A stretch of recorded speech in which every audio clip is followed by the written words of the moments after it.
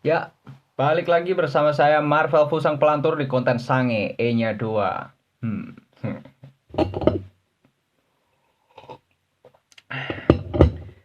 Seminggu ini tiap pagi saya berusaha untuk merekam episode perdana dari konten Sange E-nya 2. Namun ternyata bercerita itu tidak mudah. Jadi kalau di episode sebelumnya, di episode ke nol dari konten Sange E-nya 2, saya sudah bercerita tentang apa sih itu Sange-nya 2. Saya menjelaskan gitu. Yang mana Sange-nya 2 ini jelas berbeda dengan Sange-nya 1. Jadi kalau Anda saat ini sedang birahi namun tidak tersalurkan, kemudian Anda saat ini sedang menginginkan untuk memuaskan nafsu birahi Anda melalui internet, sepertinya konten Sange-nya 2 ini tidak cocok untuk Anda. Jadi konten Sange-nya 2 ini um, dilatar belakangi oleh keinginan saya tuh untuk bercerita. Jadi mungkin bukan bercerita atau apa gitu. Saya sih lebih seneng memakai diksi ngelantur ya. Jadi konten Sange-nya 2 ini adalah suatu konten yang mewadahi saya untuk melantur di pagi hari, karena pagi hari itu enak banget habis sarapan terus ngopi, atau biasanya juga habis cuman hari ini belum bentar lagi aja. Ya, ritual saya tiap pagi memang sarapan ngopi gitu, jadi saya membuatnya memang di pagi hari, ya ngelantur gitulah, dan saya rasa itu menyenangkan. Tapi ternyata setelah seminggu ini saya mencoba untuk membuat episode perdana dan selalu gagal gitu. Ada Selalu ada kendala teknis non teknis gitulah. Ada banyak banget kendala gitu. Ya memang di pagi hari itu nggak mudah sih, banyak halangan. Kadang-kadang itu tukang bersih-bersih lewat, kadang-kadang apa lewat gitu. Dan mungkin nanti juga ada halangan gitu. Kadang-kadang, oh iya ternyata saya lupa saya harus ngapain gitu, saya harus buru-buru ke sini ke situ. Ternyata tuh susah banget di pagi hari, walaupun saya sih masih apa ya, masih berpandangan bahwa waktu yang paling enak untuk ngelantur itu ya pagi hari gitu. Pagi hari itu enak buat ngelantur, buat merenung, enak buat segalanya lah. Walaupun ini udah nggak pagi-pagi amat.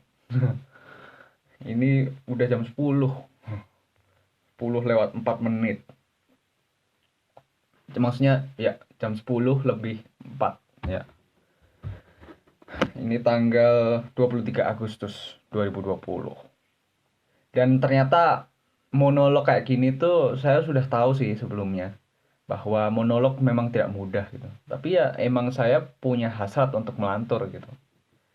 Memang saya orangnya itu suka cerita. Jadi saya suka dengerin cerita, saya juga suka bercerita.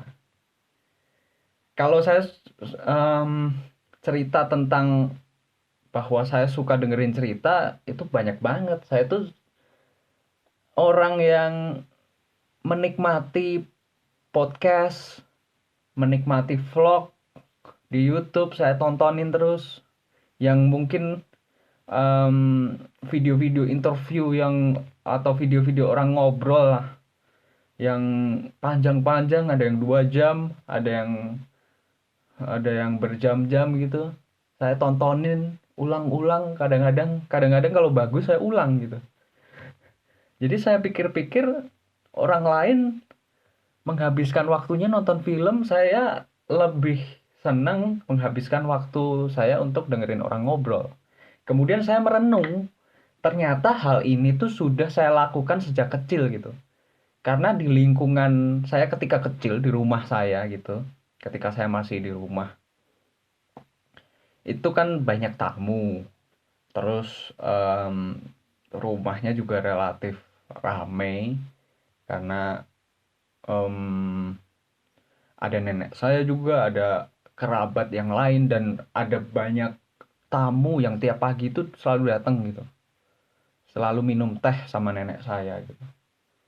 Dan juga bapak saya orangnya semangat banget untuk bercerita ya. Jadi saya tanpa sadar, tanpa sengaja, saya sering nguping pembicaraan orang-orang sekitar saya di lingkungan saya pada waktu itu. Jadi entah itu percakapan melalui telepon, saya nguping, entah itu percakapan ya kalau ada tamu gitu. Ya, saya nguping aja gitu. Secara tidak langsung mengikuti cerita ya. Saya pikir-pikir sih sama sih kayak nonton vlog orang ngomong-ngomong yang lama tadi, nonton vlog interview yang lama gitu, atau dengerin podcast. Itu hampir sama sih. Tapi bedanya kalau konten-konten di internet itu kan biasanya terstruktur dan bahasanya bahasanya mudah dimengerti lah. Saya tidak bilang bahasanya baku, tapi bahasanya inilah apa, lebih tertata lah. Jadi ya lebih lebih mudah dimengerti gitu. Hanya saja kalau di lingkungan saya pada waktu itu, dari struktur cerita udah nggak jelas gitu. Dari ini konfliknya mana, em, apa, kita nggak tahu ini struktur ceritanya bagaimana gitu. Jadi kita nggak tahu ini ceritanya sebenarnya sampai mana sih, lompat-lompat gitu. Kita nggak tahu kapan puncak atau klimaks ceritanya gitu, kapan ceritanya mau berakhir, tiba-tiba disambung lagi, tiba-tiba disambung cerita yang lain.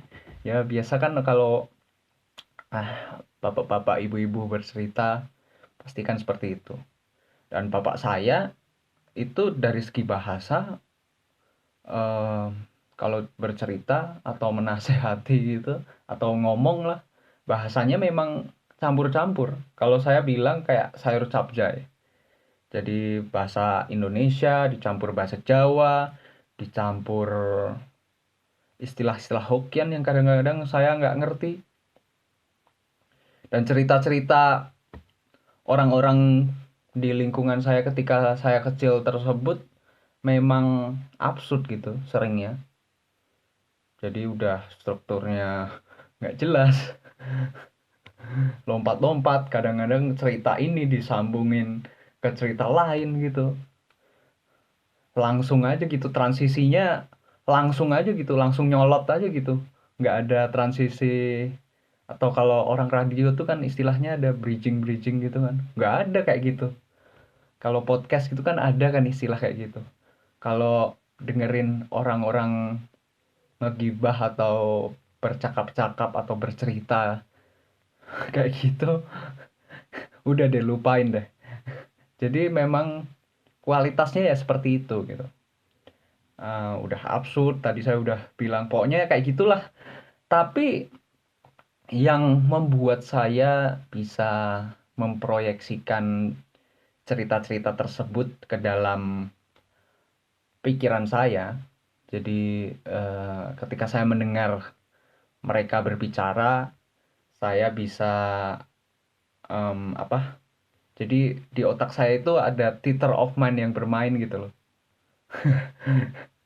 Ya jadi gitulah, bisa membayangkan cerita-cerita tersebut gitu ketika mendengarkan cerita tersebut atau perbincangan tersebut. Dan menurut saya sih karena memang ceritanya based on true story gitu. Jadi ceritanya memang real gitu. Jadi diceritakan dengan apa adanya dan ceritanya memang seperti itu. Jadi saya bisa memahami dan apa ya, jadi bisa membayangkan gitu. Walaupun kalau dipikir-pikir secara logika ini cerita absurd banget gitu. Udah strukturnya lompat-lompat. disambung sama cerita ini ke cerita itu tanpa transisi yang jelas gitu, atau apa itu istilahnya bridging atau apa gitu, atau apa gitulah. Ya saya memang apa ya, jadi mungkin karena ketika kecil sudah tidak sengaja mendengar seperti itu dan suka nguping gitu, saya jadi ketika remaja suka nongkrong. Saya ingat waktu saya masih di kota Solo, 18 tahun saya di kota Solo. Dari usia 0 sampai 18 saya udah di Solo Raya gitu. Dan ya di sana ada banyak sekali tongkrongan yang menyenangkan. Ada banyak orang-orang yang saya kenal yang suka nongkrong juga. Ya, kalau ke kota Solo banyaklah tempat tongkrongan yang enak gitu. Jadi saya hampir tiap hari, entah itu siang ataupun malam, hampir tiap hari itu pasti ada lah nongkrong-nongkrongnya gitu. Ya mungkin seminggu minimal 3 kali lah, sedikit-sedikitnya. Sekarang pulang sekolah sering nongkrong, kadang malamnya sorenya nongkrong. Jadi hidup untuk nongkrong gitu. Kadang pulang apa ya, pulang olahraga misalnya habis main futsal teman-teman sama teman-teman nongkrong juga gitu.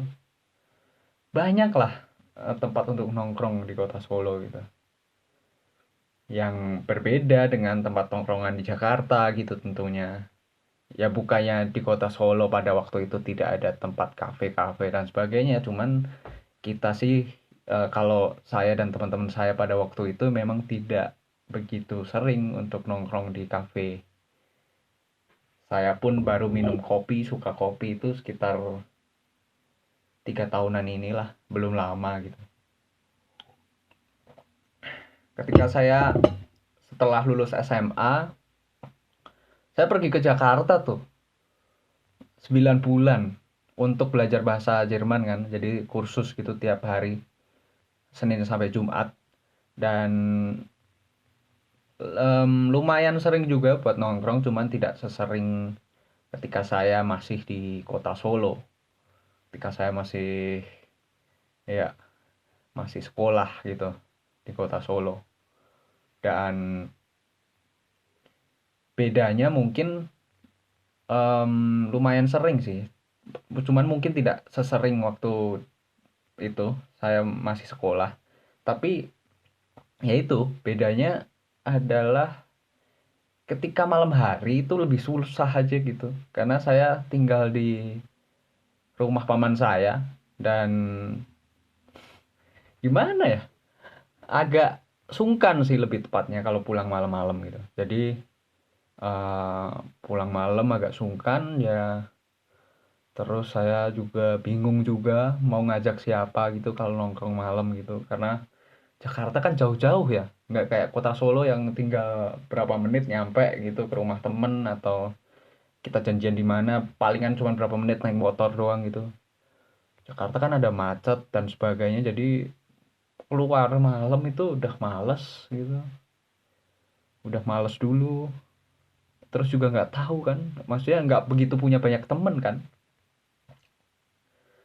Jadi ketika malam saya kalau pingin nongkrong atau bosen gitu, karena waktu itu memang internet di rumah paman saya itu lemot banget gitu dan nggak ada wifi, adanya saya bawa USB stick buat apa, buat internet gitu, dan itu lambat banget karena mungkin sinyalnya jelek atau apa, nggak tahu sih.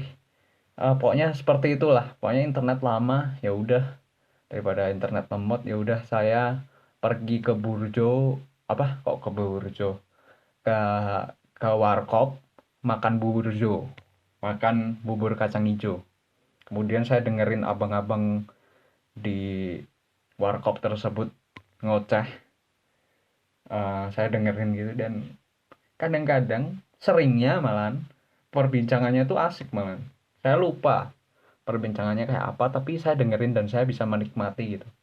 Kembali lagi kenapa saya bisa menikmati walaupun abang-abang itu mungkin ceritanya absurd lah, nggak jelas lah, bahasanya juga orang kayak gitu kan bisa campur-campur gitulah bahasanya.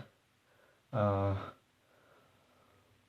struktur apalagi gitu, struktur bercerita ya sama lah kayak lingkungan saya waktu kecil gitu, cuman memang latar belakangnya aja yang berbeda gitu.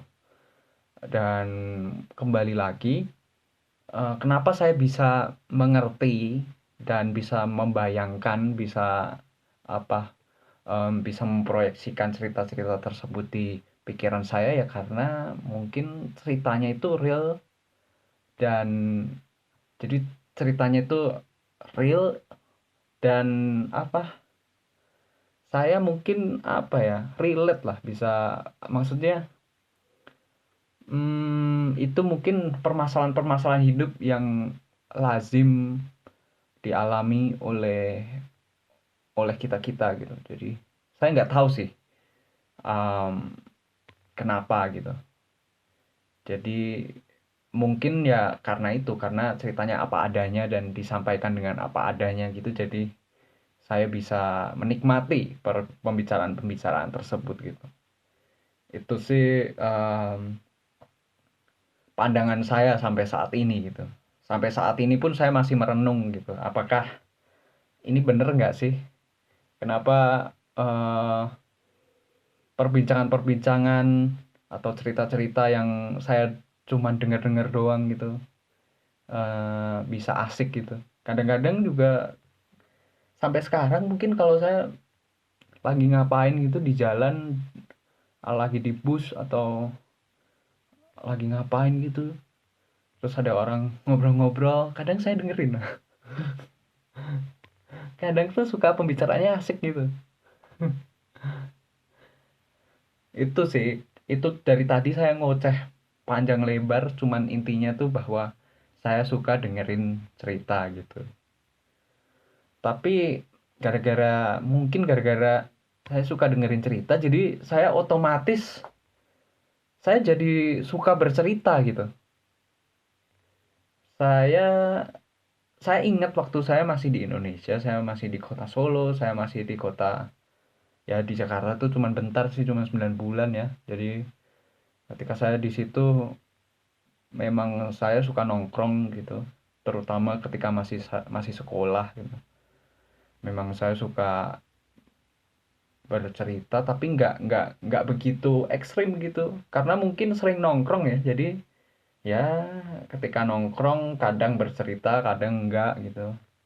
Nggak begitu ekstrim seperti sekarang gitu. Ketika saya nginep di rumah temen, jadi karena di kota sini tuh jarang ada orang Indonesia, jadi kalau saya ada waktu luang, ada hari kosong, di mana saya tidak bekerja, tidak kuliah, biasanya saya tuh main ke rumah temen di luar kota gitu. Em, ya mungkin luar kotanya yang nggak jauh-jauh lah gitu, yang bisa terjangkau lah. Dan biasanya saya nginep, terus ya gitu deh jadinya. Ketika saya nginep biasanya saya, karena mungkin nggak pernah nongkrong, jarang nongkrong, jadi sekalinya ketemu temen saya cerewetnya minta ampun gitu. Saya bercerita, semua hal gitu, tentang semua hal gitu. Saya nonton vlog ini, atau saya nonton podcast itu, saya ceritain, saya ceritain ulang gitu dengan sudut pandang saya sebagai pendengar gitu. Dan teman-teman saya gitu, biasanya sih mendengarkan, cuman kadang-kadang tuh capek juga gitu. Karena kan ya mereka mungkin tidak se ekstrim saya memiliki suatu kebutuhan untuk mendengarkan suatu cerita gitu. Kadang juga apa ya, saya jarang sih kalau teleponan gitu. Tapi ya kadang-kadang masih lah. Entah itu mungkin sebulan palingan kurang dari 4 kali lah. Sebulan. Jadi nggak tiap minggu. Untuk telepon lama gitu, ngobrol lama, agak lama ya, setengah jam, ngobrol tentang ini, ngobrol tentang itu. ya nongkrong online lah, walaupun nggak ngopi atau apa, kadang ngobrol biasa gitu yang agak lama itu palingan sangat jarang lah, kurang dari 4 kali mungkin sebulan.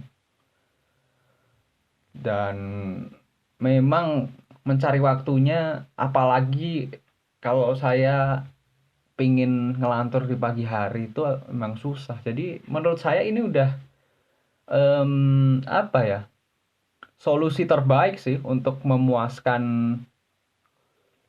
memuaskan nafsu saya untuk ngelantur di pagi hari gitu. Menurut saya sih ini udah cara yang terbaik dan cara paling efektif. Jadi tidak merepotkan teman saya gitu. Dan menurut saya kalau saya bercerita lewat Instagram Story atau saya bercerita lewat threads di Twitter, jadi saya bikin tulisan disambung disambung disambung lagi gitu, tweet terus disambung disambung kayak gitu yang jadi panjang gitu. Em, Jatuh-jatuhnya saya jadi nyepam gitu, walaupun teman-teman saya tidak ada yang menyampaikan komplain terus secara terbuka atau langsung bilang, nih saya unfollow gara-gara suka nyepam. Nggak gitu juga sih, tapi ya saya sih tahu diri gitu sih, saya jadi kayak takut-takut gitu kalau mengganggu gitu kan, dengan memberikan apa ya, memberikan cerita-cerita yang mungkin orang-orang nggak pingin denger gitu. Dan saya sudah coba untuk bercerita itu misalnya di stand up comedy, saya pernah coba beberapa kali. Saya sudah 4 kali eh, ini open mic, tapi sekitar setahun yang lalu lah, atau kapan ya? Ya pokoknya belum lama juga, tapi sudah agak lama. Ya sekitar setahun lah. Itu saya mencoba stand up comedy untuk keempat kalinya. Kemudian gak tahu kenapa saya grogi gitu. Terus saya jadi tidak bisa bercerita gitu. Orang-orang jadi salah paham mungkin. Saya tuh pinginnya sebenarnya bercerita doang gitu. Setelah saya pikir-pikir, ngapain gitu? Saya bercerita doang harus jauh-jauh pergi ke kota lain, harus em, harus membuat materi gitu, dihafalkan. Padahal saya pinginnya tuh bercerita doang gitu. Saya pikir-pikir ngapain gitu. Kadang-kadang juga saya di suatu organisasi, karena saya aktif di PPI, jadi sering ketika ada acara atau apa, saya tuh ambil mikrofon, saya memoderatori gitu. Saya semangat kalau disuruh memoderatori acara gitu. Karena sambil saya memoderatori acara, saya bisa sambil curhat gitu. Kadang-kadang saya bikin interview-interview, padahal tuh saya pingin bercerita gitu. Off the record, saya banyak banget ceritanya sama narasumbernya. Jadi mungkin narasumbernya tuh yang malah, ya ampun ini orang bercerita nggak berhenti-berhenti gitu. Jadi off the record mungkin narasumbernya kayak, aduh kuping saya udah panas gitu. Saya nggak tahu, ini eh, bercandaan aja gitu. Dan saya harap semoga narasumbernya itu menikmati pembicaraan dengan saya gitu. Ya jadi seperti itu sih. Saya pikir-pikir, berpikir-pikir lagi itu seperti itu gitu.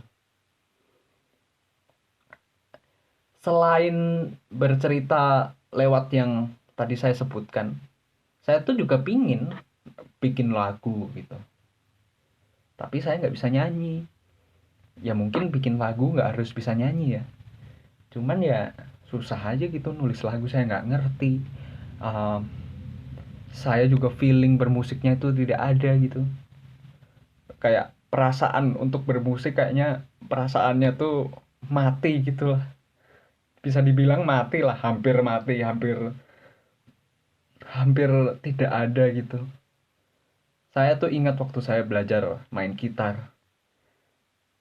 Saya belajar kunci-kunci itu kan, saya paling cepet di antara teman-teman saya gitu. Karena jari-jari saya kuat gitu. Walaupun ini tangannya pendek tapi jari-jari saya kuat gitu. Ini strong ini jari-jarinya ini. Tapi masalahnya itu saya bisa em, membunyikan atau mengenjreng em, kunci-kunci tersebut dengan baik, dengan genggaman yang kencang gitu, yang rapat. Tapi masalahnya adalah saya tidak punya perasaan atau feeling bermain musik yang baik gitu. Jadi ya teman-teman saya yang dulu belajar kunci susah, aduh tangan saya sakit dan sebagainya gitu. Yang ngeluh, aduh tangan saya kapalan atau apalah gitu. Itu malah mainnya lebih jago daripada saya. Karena saya juga mainnya gitu-gitu gitu-gitu aja gitu. Misalnya ngelihat kunci. Sampai sekarang pun juga kayak gitu ya. Walaupun di kamar saya ada gitar, tapi ya saya nggak bisa bermain dengan baik gitu. Saya tidak bisa mendengarkan lagu terus langsung saya pingin ngulik lagu ini, nggak bisa gitu. Bisanya ya buka laptop, oh ini ada kunci ini, kunci ini, kunci ini. Saya nggak bisa main nyari nada atau nyari melodi gitu. Kayaknya perasaan saya tuh buta banget gitu kalau soal itu gitu. Sebenarnya enak sih bercerita lewat lagu. Saya suka banget dengerin. Maaf tadi karena durasinya kepanjangan, saya juga nggak tahu bakal ngelantur sepanjang ini. Em, jadi tadi videonya sempat kepotong tapi nggak masalah, saya langsung lanjutin saja gitu. Jadi kalau kalian dengerin eh, Hindia Rumah ke Rumah, itu lagu personal banget. Dan orang-orang kok bisa ya mendengarkan lagu itu terus-terusan gitu. Salah satu lagu mungkin yang em, populer dari Hindia gitu, Rumah ke Rumah gitu. Yang lagunya itu personal banget gitu. Orang-orang kok bisa saya lihat ketika Hindia lagi konser, orang-orang yang nonton tuh pada nyanyi dengan semangat, dengan antusias gitu. Padahal ini kan lagu mungkin cuman cuman relate sama penyanyinya gitu, sama Baskara Putra doang gitu. Saya bingung. Ya yang saya ambil dari pelajaran ini ya memang karena ceritanya jujur gitu. Cerita dari lagu ini jujur gitu. Bayangin apa sebuah lagu berisi nama-nama dari orang-orang yang saya tidak kenal, siapa itu Kanya dan Rebecca, terus siapa saya banyak tidak kenal, hampir semuanya saya tidak kenal gitu. Saya tidak tahu itu nama-nama yang disebutin siapa gitu, tapi ya mungkin karena lagunya jujur, jadi lagunya apa adanya, disampaikannya tapi tidak apa adanya doang sih, disampaikannya dengan cara yang luar biasa, membuat lagu loh. Saya tuh nggak ngerti gimana caranya buat lagu gitu, dan jadinya bagus kan lagunya, dan sangat bagus sih lagunya menurut saya sih, secara sebagai sebagai orang biasa mungkin ya, pendengar yang nggak begitu ngerti musik, itu bagus banget lagunya gitu. Jadi begitu. Terus juga bisa sih kita bercerita itu lewat lewat TikTok juga bisa. Video-video TikTok joget itu saya sering em, nonton video TikTok, nggak sering-sering amat. Tapi kadang-kadang kalau mampir di timeline IG saya, enggak juga sih.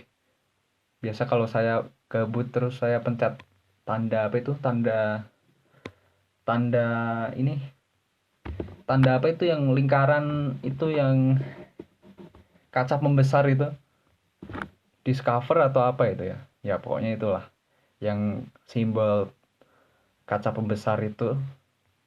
Kemudian eh, biasanya tuh muncul tuh video-video TikTok joget-joget kayak gitu. Em, itu juga mungkin bisa menjadi sarana untuk bercerita juga menurut saya gitu. Karena biasanya kan itu dikasih tulisan-tulisan gitu kan. Saya biasanya kalau baca itu menyimak dengan seksama dikit gitulah. Itu pasti bisa sih menangkap pesan dari orang yang joget-joget sambil bercerita tersebut. Pesannya bisa tersampaikan lah. Saya bisa mengerti lah apa yang dia maksud setidaknya. Dan ya itu bisa menjadi sarana untuk bercerita gitu. Walaupun disampaikannya dengan joget gitu. Tapi kayaknya saya tidak berbakat untuk membuat video tersebut dan tidak cocok lah. Karena saya orangnya nggak bisa joget kalau masih sober.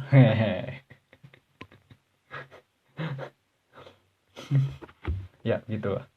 Terus saya juga pernah lihat, mungkin baru-baru inilah saya sering nontonin video-video lama dari Anton Ismail. Menurut saya ini orang inspiratif banget gitu, jadi saya tontonin gitu. Dan dia karena seorang fotografer, dia pernah di suatu acara gitu di Net TV, Indonesian Morning Show, dan pasti dia sering melakukan seperti ini gitu. Jadi dia bercerita, em, menceritakan lah apa sih arti dari foto yang dia jepret itu, yang dia bikin itu, dari karyanya. Saya tidak tahu itu foto atau lukisan ya, saya agak lupa.